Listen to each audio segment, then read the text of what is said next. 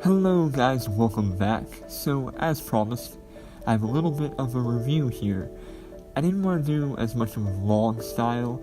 I decided I'm just going to do a quick review of the stuff I use, and the cameras, and the tripod, and the lenses. I'll make sure to put links to everything down below in the description. So yeah, let's talk about that. First, we're going to talk about the camera that I use. I talked about it before in the Florida vlogs, but I'm going to do it more professionally here. So the camera that I use is the Nikon D5500 VX format, 24.2 megapixel sensor. It has 5 FPS of continuous shooting, and its ISO range is 100, expandable to 25,600. It records in full HD at 1080p, 60, 50, 30, 25, and 24 frames per second. Some of the key things about this camera: its flip-out screen, has a vari-angle LCD display, and it's a 3.2 inch, so it's actually quite large of a display.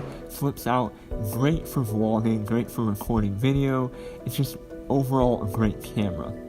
Now originally when I bought this camera, I got a good deal on a gray market camera, which when you're buying gray market, always look into it, research for a while. What I've learned is that if the gray market camera or a refurbished camera is at least 35% off or more, then only then is it worth it.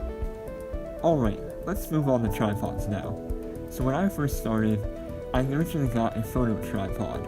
The one I got was a MANFROTTO compact action aluminum tripod, which in my opinion is a really good starter tripod for photography and a lot of video. It doesn't have a fluid head or anything, it's not really made for video, but if you just want to set a camera up, get a shot, and move on, it's perfect for that.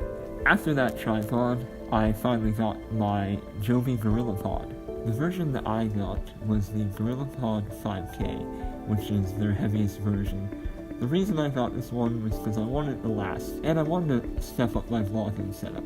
Alright, enough about those accessories. Let's go into the real stuff, the lenses. That's what you're here for. The first lens that I got, I didn't really buy separately, of course. It came with the camera, and that was the kit lens, the 18 to 55mm, which is an f3.5 to 5.6 VR2. So this lens is really just a light lens. They call it a walk-around lens. It only weighs just 7.2 ounces. It's mostly plastic. It's not amazing material. It lasted me so far. In my opinion, Canon has a much better kit lens in an 18 to 55 than Nikon does. And that's pretty much all I have to say about this lens. It's just okay. It worked for a little bit for vlogging, but I know I had to step it up. The Nikon 55 to 300mm has a f4.5 to 5.6G. It's EV glass, and it's also VR2. I use this lens a lot more than a lot of my other lenses, mostly because I don't find myself going any lower than 50mm a lot. Now, of course, when I'm doing portraits, I use a different lens that we'll talk about, but for most of my shots we're just going around, I just enjoy this lens. It works well. I don't normally use it for video, it's mostly a photo lens, but I have actually used it for a vlog. It's actually this one right here with the geese. I did use it then. So you can get some nice video shots from far away. So going back to what I said about portraits, I got the 35mm about 6 months ago. Now this 35mm works great.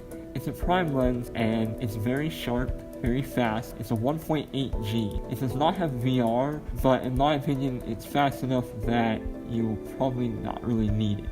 One thing that's really nice about the Nikon 35mm is that it has a manual auto mode, which gives you full control of all focusing aspects of the lens, which I really like. It's great for photos. You can find this lens for about $200 or so, brand new, and the bokeh you can get on it is not bad. It's not like some of the art lenses that you can find, but if you want a good prime lens that gets some good portraits, this is the lens you can look at.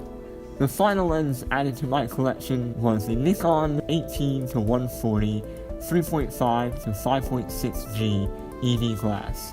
This lens is also VR2, it's DX format, and it's my new vlogging lens. It's a really wide lens. It lets a lot of light in. Not only that, but it feels good. Everything on it feels solid. It moves smooth. The focus ring is nice. But it's not super expensive. Alright, so that's the video for today. I hope you all enjoyed. This is just a wrap-up of the equipment I use. Very basic. And that's what you have to do when you're on a budget. You're not a pro photographer. You just have to find deals, get what you can. And I think I found a good range of video lenses and photo lenses. Hope you guys enjoyed, and hope that you learned some from this video, and I'll see you guys soon. Goodbye.